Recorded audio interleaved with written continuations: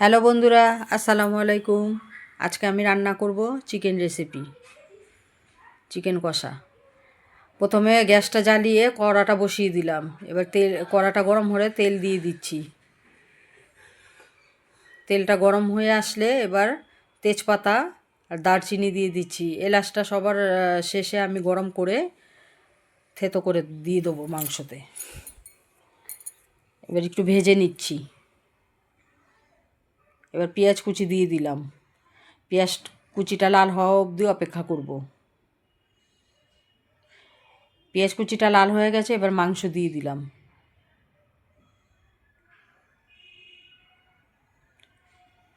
এবার সামান্য লবণ দিয়ে মুরগির মাংসটা একটু ভেজে নেব।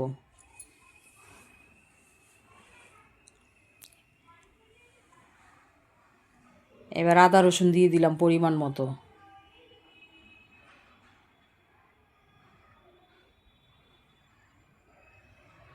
এবার আমি সব গুঁড়ো মশলাগুলি দিয়ে দিলাম।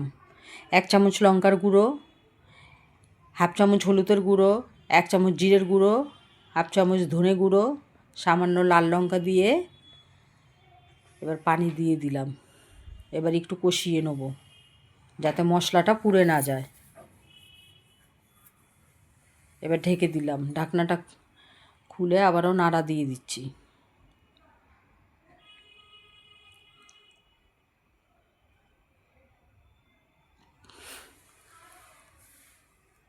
আবার ঢেকে দিলাম।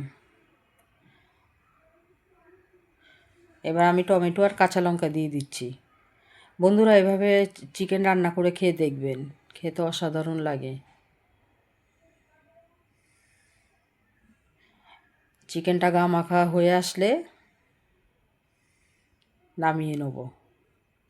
একটু ভাজা ভাজা করে নিচ্ছি। তো বন্ধুরা, বলবেন আজকে আমার চিকেনের রেসিপিটা কীরকম হয়েছে। আর লাইক কমেন্ট শেয়ার করে আমার পাশেই থাকবেন।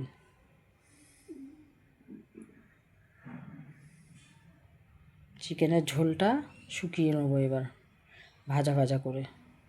সবাই ভালো থাকবেন, সুস্থ থাকবেন। আসসালাম।